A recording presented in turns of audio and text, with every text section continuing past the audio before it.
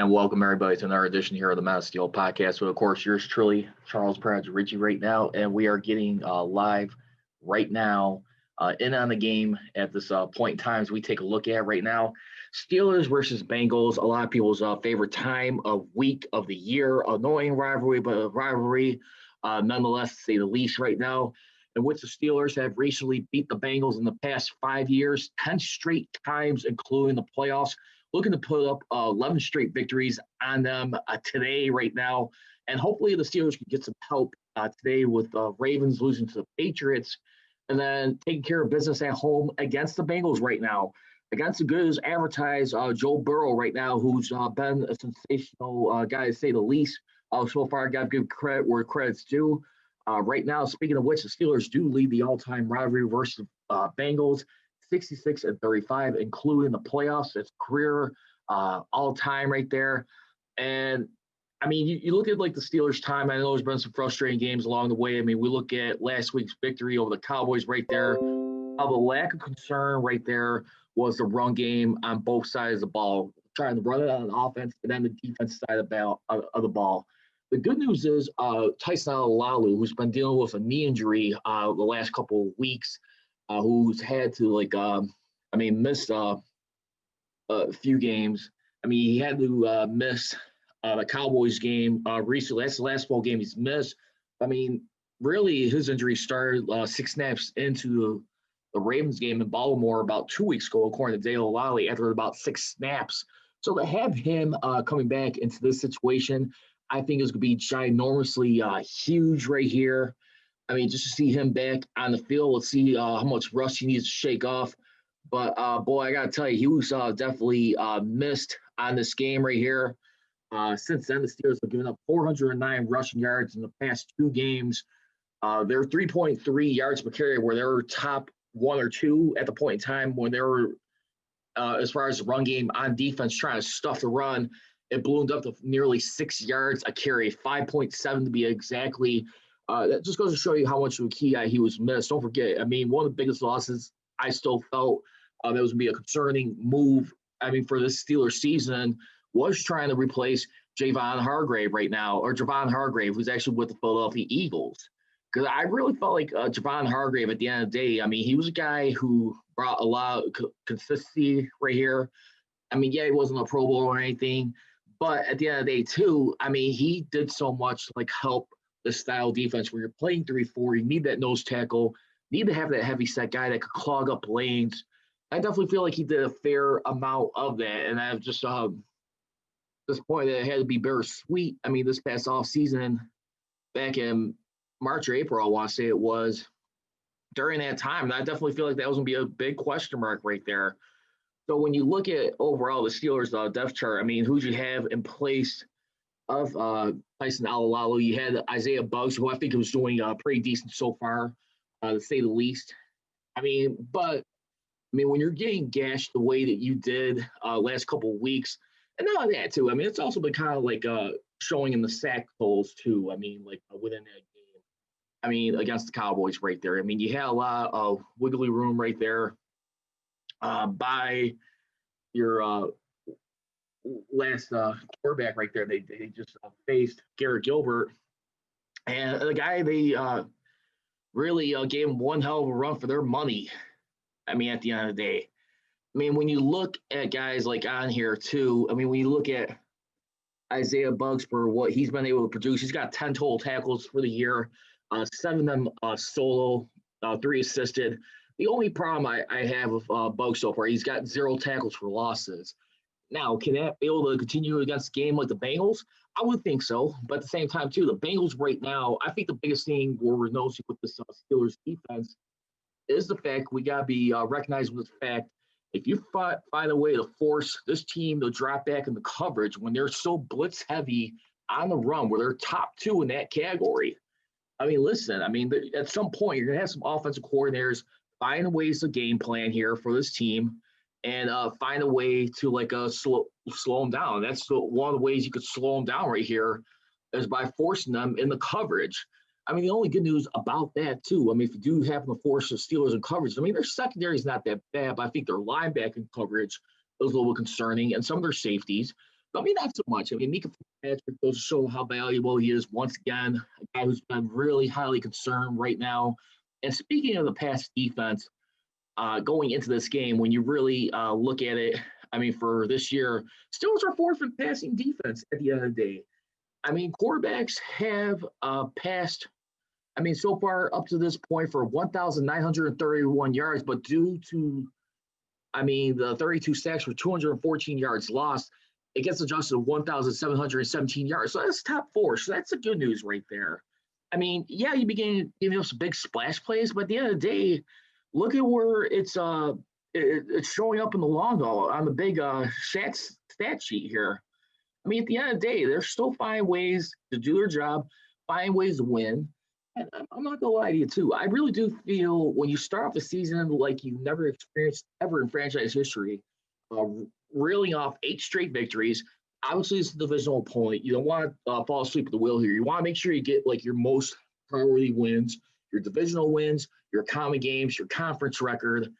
I mean, these are two big factors right here today. I mean, all in one. I mean, if you look at it, you still want to take care of business because the division still got a way to wrap up right now. Steelers currently, remember, have a 2-game lead on the Ravens right now, and you got 8 games remaining. So you need about at least 7 games, which could go down to like possibly 6 if they beat the Ravens. Remember, they usually double when they play each other. Got some a lot of interesting stuff right here to get into right now for this game. Steelers Bengals doesn't get any more fun than that. But I will say this as far as today's contest. I mean, Burrow right now. I mean, a lot of people are looking at this guy to really be the guy that has been destined to be filled for this role to finally be able to end the drought against the Steelers.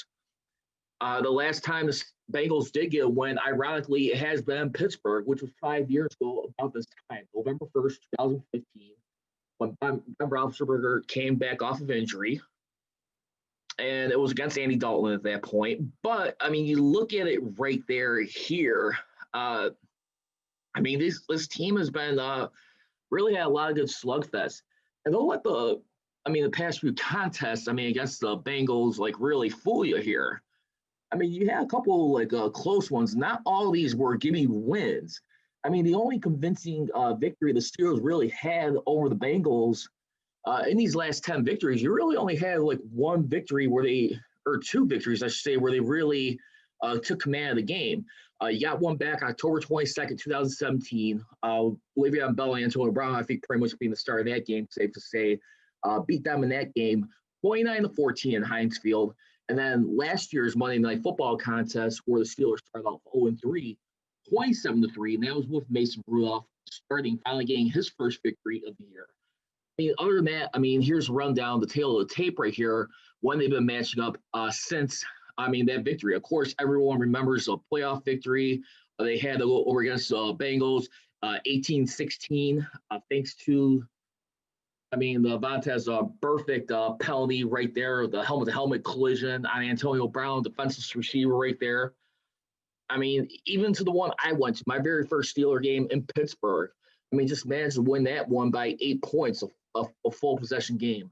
Then you look back on December 18th, 2016. I believe they were trailing us close by 14, 17 points in that game. Slowly chipped away with some field goals. I was able to pull away, and they were able to win that game 24-20 in that one.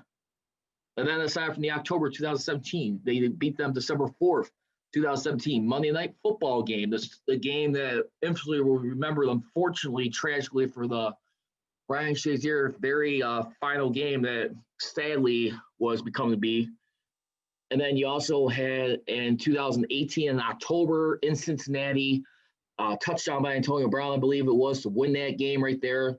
The internet connection, between Ben and AB at that point. The very last game of the season where the Steelers needed a win and the Ravens lost to clinch the division. They missed the playoffs, snapping a 4-game playoff streak. And then you also had, like I said, the last couple of ones. I already mentioned the Monday Night Football beatdown, 27-3, and then November 24th of 2019. I believe that was in that weekend. I think that was Thanksgiving weekend. I want to say I'm not too sure, but anyway, I mean they were able to win that game by 6 points with Devlin Hodges coming off the bench. I think Mason Rudolph did eventually get the win in that game. But anyway, how are you guys feeling about today's game? What's your concerns that you have about today's contest? What needs to be running? I mean, is it safe to exhale right now? Now that you got a guy like Tyson Alalu back, I really think that's going to be a big help in this game. We shall find out. The only concern I have today going into this game is where I had to look at is you don't want to let Joe Burrow get too comfortable. You don't want to because you got to find a way. If you're going to blitz at this guy, you better do it fast and quick. And I'm looking at Bud Dupree to be a key factor today. We'll get into my keys to the game a little bit later on, but I got to tell you, I mean, he's been a lot of the guys making a lot of hustle plays. I mean, right here, when you look at this team, I mean, when we really look at it, I mean, Bud Dupree, I mean, who's really having once again a great solid year here. I mean, more likely it's going to probably be his last, unfortunately. But I mean, you look at Bud Dupree. I mean, he's got the second most sacks. He's tied with Stephon Tuitt with 6. DJ Watt leads the team with 7 right now. And you look at the quarterback hits right now. I mean, he's got 11. Watt leads the team with 24. So what's some all good signs right here for this game? The reason why I like the Steelers going in today's contest are at home. I mean, obviously, it's been a lot more of an interesting season trying to deal with the likes of COVID-19, limited fan attendance, and everything. But, yeah, I really feel like we got some concerns right here, but I still feel like in the end, it's enough to come out with a satisfying victory, I think, for everyone. And we'll find out how this gets ready to be played in. One of the things I find very interesting, too, it's going to be a Fox game.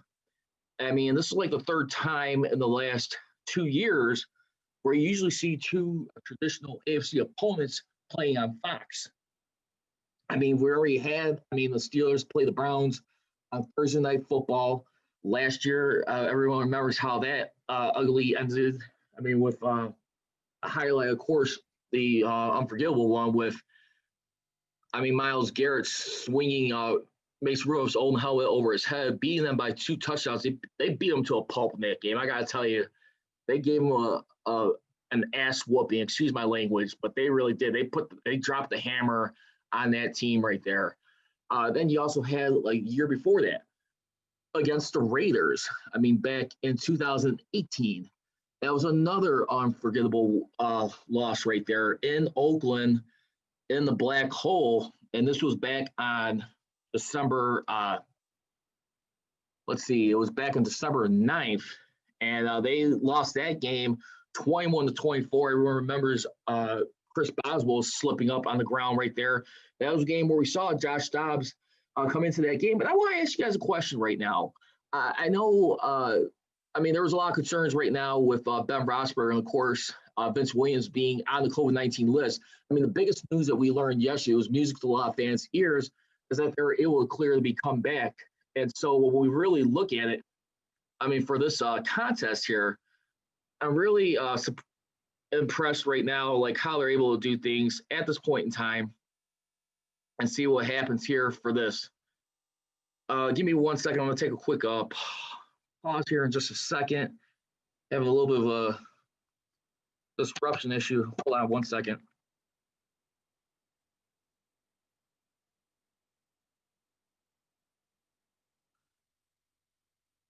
I'm going to take a quick pause, ladies and gentlemen, real quick call. I'm just having a little difficulty with my screen. Give me 1 second, okay? Here come the bus!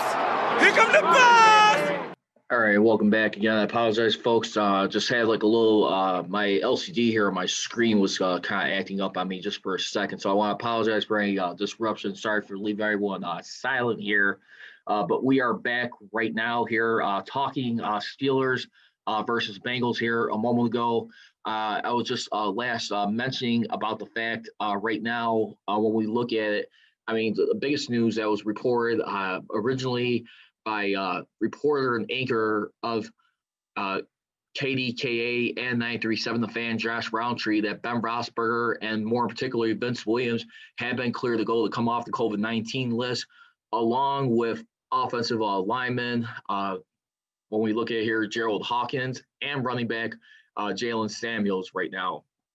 Also, when we looked at it yesterday, Missy Matthews know that Ben Roethlisberger was also added to the injury report with a knee injury, no designation. He will be starting today. Remember, don't forget, he got that banged up last week against the Cowboys back in the second quarter, right before the half. He was able to get that one touchdown. He had to go retreat to the half, just get looked at. He was okay to finish the rest of the game, thankfully. So I'm sure that's just a reaction from that. I mean, since he had to be on the COVID. The only thing is where I get a little very concerned with, and the only thing I'll probably be a little harsh on Mike Tomlin is I love the coaching he's doing, but Vance McDonald, I mean, you look at a guy right there who eventually he was one of the guys who tested positive, but I still think back to that key victory against the Ravens a few weeks ago. I mean, you look at it right there. I mean, it's like, why did you have Vance McDonald play this past Sunday against the Cowboys last week? I think that I will just, if anyone has an illness, I mean, obviously they got to produce negative tests, but there's like a little bit like pause for concern right there as far as like if someone's testing positive on this team right here. And I mean, who knows? I mean, maybe it could have been for the Ravens game where you start seeing things spiral a little bit in a way. But I mean, you look at everything right now. I mean, the coaching that Mike Tomlin has done to this point, still being the only undefeated team in this year when we really look at it. But, I mean, just all the virtual meetings that everybody had to go through, I think Mike Tomlin is definitely handling it well than anyone. I will say this. I think a lot of pundits and people within the media and across the NFL world are looking at, like, how he's handling keeping these guys socially distanced, keeping them prepared, getting ready for week-to-week football, day in and day out. I mean, this is definitely his. I mean, you look at last year, where he's had to do. I mean, without Ben Roethlisberger, pretty much for your whole season since their home opener, and now to this year. I mean, it's just some awesome stuff that he's pulling off right here. How he gets guys to buy in, the communication right there. And I think anyone, like when you look at a guy like Mike Tomlin, he's definitely a guy I think any team wants to play for at the end of the day. I mean, for this time. And when we truly look at it, when we truly dissect it, I mean, at the end of the day, I mean, he's definitely becoming like the Don Shula of coaching, if you ask me, in my personal opinion. I mean, when you look at the work that he's been able to do here. Again, if you guys want to just leave me some comments, feel free. We're just getting started here. We're on the Man of Steel podcast. We're talking Steelers versus Bengals right now, and also some other highlights going into this game too.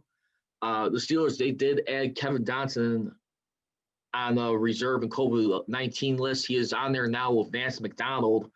And then rookie safety, Antoine Brooks, he'll be taking his place. He takes place on the 53-man roster. The Steelers going into this game, they have 1 star and 2 other players on their injury report. And those players heading into that game was nickel corner Mike Hilton dealing with a shoulder injury, nose tackle Isaiah Buggs with an ankle, and running back Anthony McFarland illness right there. Little suspicions about Anthony McFarland. I hope and pray that he's not the other guy that's dealing with the COVID-19, and we have to worry about a spread going on here. I mean, for this time being. I mean, when we truly look at it, I mean, that's just my only concern I have about it, to be honest with you.